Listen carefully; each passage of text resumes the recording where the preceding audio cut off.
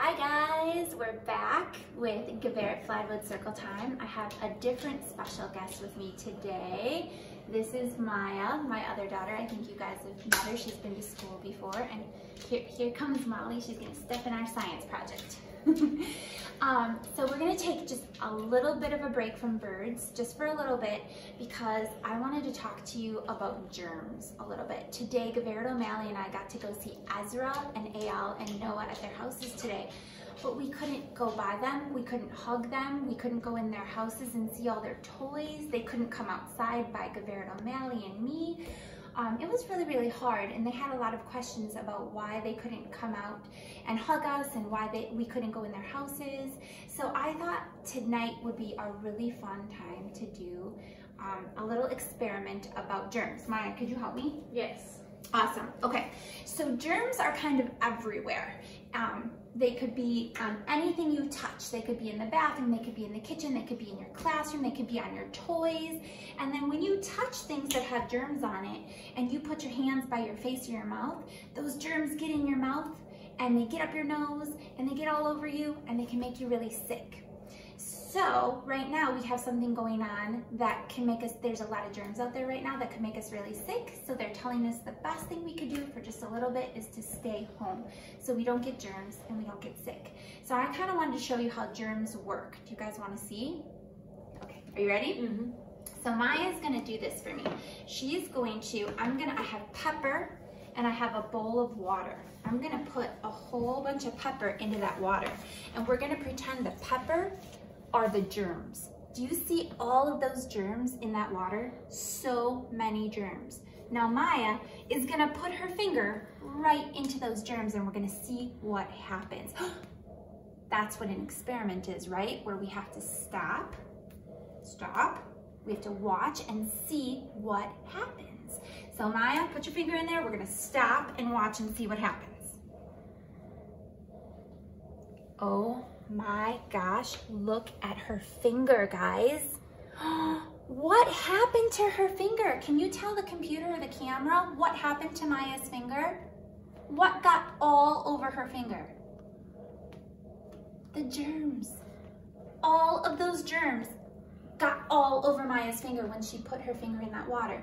So now, if Maya touches me, oh my gosh, she got germs on me. If Maya touches the floor, she gets germs on the floor. If Maya touches anything, she gets those germs all over the place.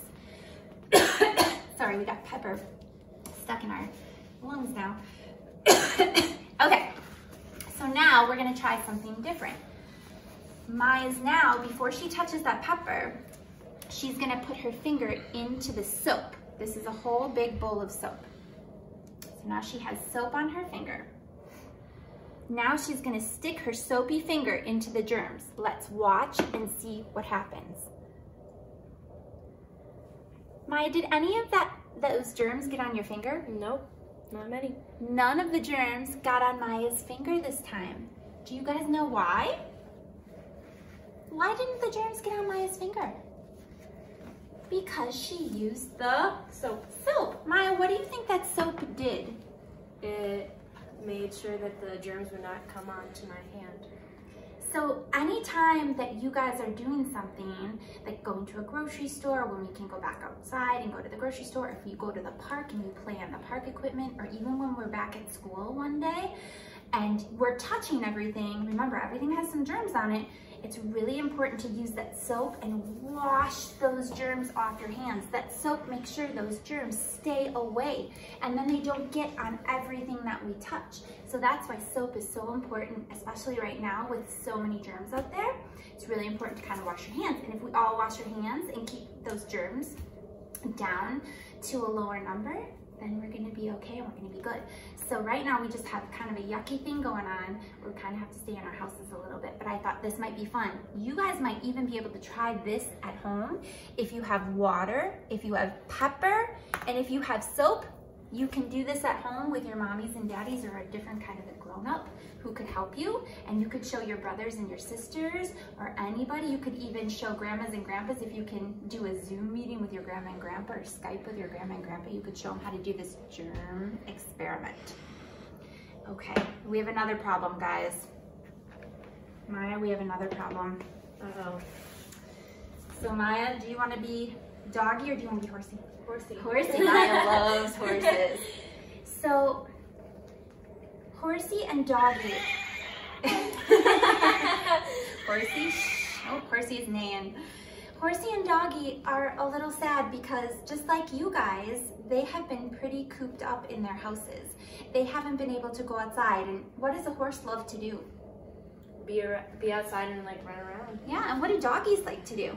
Same thing, they like to run around. They like to be outside, they like to run around. Horses love to have people come and pet them and brush them and ride them. Doggies like to have people come and pet them.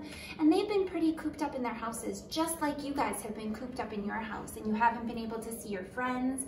You haven't been able to go to school. You haven't been able to go to the grocery store, to the park. You haven't been able to do very much. So sometimes when you feel really cooped up, how does that make you feel? I know how it makes me feel. It makes me feel mad. I'm really mad that I can't go outside and that nobody can pet me and that I'm stuck in my house. It makes me feel so mad. Sometimes I wanna yell and I wanna hit and I wanna cry and the whole thing makes me feel mad. How do you feel, Horsey? I feel sad. I feel very sad because I can't see anybody. Nobody wants to come and ride with me, so I don't get much exercise. Oh my gosh, guys, that's really sad, Doggy and Horsey. I'm sorry you guys are feeling so sad and so mad. Is it okay, guys, to feel sad and mad? Is that okay?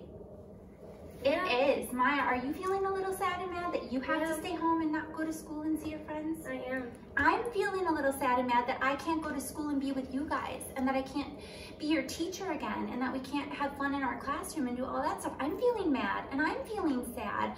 I feel a little bit like I want to stomp my feet and cry a little bit. But even though you feel sad and mad and even though that's okay, is it okay to yell at the people in your family when you're sad and mad? No. Is it okay to hit the people in your family if you're sad or mad?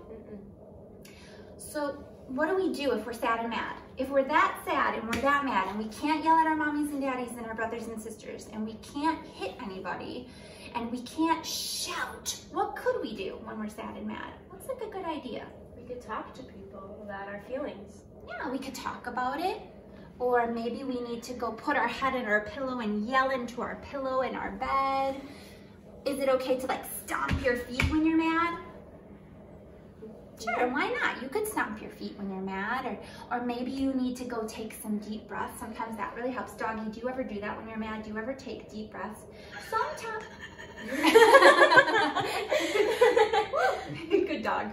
Sometimes I have to count to 10. I go like this. 1, 2, 3, 4, 5, 6, 7, 8, 9, 10. And by the time I get to 10, I feel better. You know what sometimes helps me when I'm really sad or mad? Sometimes I need a hug. And Maya and Paige are really good about giving me a hug when I'm feeling a little sad or mad about something. They give me a big hug and then I feel all better. Or sometimes it's nice to just cuddle up in a blanket and watch a movie or read a good book. There's so many things you can do when you're sad or mad. So I have homework for all of you guys, okay? What I want you to do is in the next couple of days when you're feeling sad or mad about being cooped up at home and you don't know what to do, I want you to think of a really good idea that you could do. Take a deep breath, go sit in your bedroom and maybe yell into your pillow or stomp your feet or curl up in a blanket and watch a good movie and read a good book or hug your mommy and daddy. And when you do those things, I want your mommy and your daddy to text Geveret Fladwood that you did those things. I want to hear about all the good things that you're doing at home when you're feeling a little sad or maybe even a little mad. And you can text me if you're feeling happy too, and all the things you're doing when you're feeling happy too, because those are really amazing things to hear about, because we feel happy a lot too here, right? Yeah. And we sing and we dance and we do silly things and we play, so it's good to feel happy too. So, all right. I hope Doggy and Horsey are feeling better too. Maybe we gave them some good ideas too of things they could do to feel better too. Yeah. Because it's a hard time. So I thought maybe today we could read a silly book that could kind of cheer us up and make us really happy, and it's a good rhyming book, and we could come up with some fun rhymes. And then after that, I'm gonna tell you what I want you to do for the birds tomorrow. Okie doke? All right, Maya. Let's see if Maya can figure out these rhymes. Let's see how smart Maya is. Do you think you're pretty smart, Maya? Yeah. All right, let's see. This book is called Oh, a Hunting We Will Go. And the person who wrote the book, the author, is John Langstaff. And the person who drew all the pictures, the illustrator, is Nancy Winslow Parker. And it's kind of a song book, so we'll kind of sing it and read it at the same time. Oh, a hunting we will go, a hunting we will go. We'll catch a fox and put him in a box, and then we'll let him go. Fox, fox, fox, fox. That's a rhyme. All right, now we're gonna see, well, the next one's kind of hard, but the one after that, I'll see if you can figure it out. A hunting we will go, a hunting we will go. We'll catch a lamb and put him in a pram, and then we'll let him go. Lamb, pram, pram. That's a rhyme. So pram is another way to say stroller in England. We don't say pram, we say stroller. Okay, this one's Maya. I'm gonna see if you can figure it out, Maya. See if you can figure out the rhyme. A hunting we will go, a hunting we will go. We'll catch a goat and put him in a, what do you think we could put a goat in? A boat? Maya thinks it's a boat. Should we see if she's right? We'll catch a goat and put him in a boat, and then we'll let him go. Goat, boat, goat, boat. It's a rhyme. Okay, got another one, Maya. A hunting we will go, a hunting we will go. We'll catch a bear and put him in. I don't know. What rhymes with bear? Chair? Let's see if it's a chair. Nope, we'll put him in underwear. And then we'll let him go. Bear, underwear, bear, underwear. A hunting we will go, a hunting we will go. We'll catch a whale and put him in a Pail?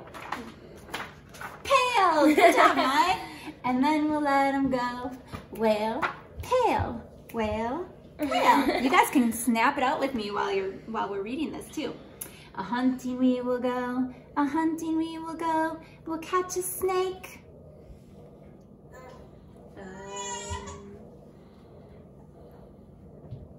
I don't know. And put him in a cake. Oh! Snake, cake, snake, cake. And then we'll let him go. A hunting we will go, a hunting we will go. We'll catch a mouse. And Put him in a house. Mouse, house. And then we'll let him go. A hunting we will go, a hunting we will go. We'll catch a pig. A wig? And put him in a wig. And then we'll let him go. Pig, wig, pig, wig. A hunting we will go, a hunting we will go. We'll catch a skunk.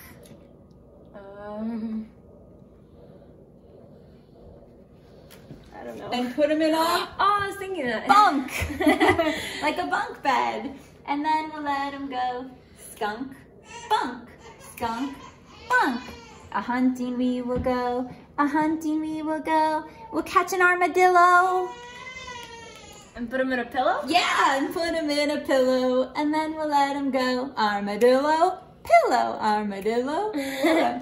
A hunting we will go, a hunting we will go. We'll catch a fish and put him in a Dish? dish. And then we'll let him go. Fish, dish, fish, dish. This one's a tricky one. A hunting we will go, a hunting we will go. We'll catch a brontosaurus and put him in a chorus. And then we'll let him go. A hunting we will go, a hunting we will go. We'll just pretend, and in the end we'll always let them go. So tomorrow when we do our Zoom meeting, we're going to do some rhyming. So we'll think of different rhymes. We can also sing down by the bay, where the watermelons grow, back to my home, I dare not go, for if I do, my mother will say, did you ever see a flower taking a shower? Down by the bay, flower, shower, flower, shower. So you guys can kind of think of your own rhymes, and when we sing this tomorrow during our Zoom call, you can help me come up with some different rhymes and we'll take turns, okay? One more thing. What I need you to do for today is I need you to make some bird feeders, maybe for outside, if you have the time and a grown-up wants to help you, or if you want to try and do it by yourself. See if you can make a bird feeder with anything you have in your house. You could take Cheerios, if you have Cheerios at home, and you could string them on a piece of yarn or string and hang them up from your tree, and the birdies will eat that. You could roll pine cones in peanut butter and bird seed and Cheerios. You could mash up the Cheerios and roll them in the pine cone and hang those up in the tree with a string. You can take the inside of an apple or an orange out, and you could pack it with peanut butter and Cheerios or birdseed or anything you can find in your house and hang those up. Or you could come up with your very own way to feed the birds, because there's so many birds outside right now because they're all coming back. Do you guys remember where those birdies went for the winter? Are you yelling it to me right now? I can hear you. Can you hear them? Yes. They're saying that they're coming back from the south. They all flew south for the winter. What is that called when they fly south for the winter? Are you yelling it, guys? They migrated, right? And now they're all coming back, and now they need to find some food. So a lot of times they'll find worms in the ground, but if they can't find those worms, we might need to help them eat a little bit. So if you guys could try to figure out how to make a bird feeder, awesome. Take a picture, send it to me. I'll be super excited to see what you guys come up with. If you don't get to do it, that's okay too. All right. I don't know if you guys heard, but baby Thea's crying in the background. So now it is time for me to go and see if she needs a bottle or maybe a bath. I don't know, we'll see. But we'll make another video tomorrow. I can't wait. You guys have an awesome day.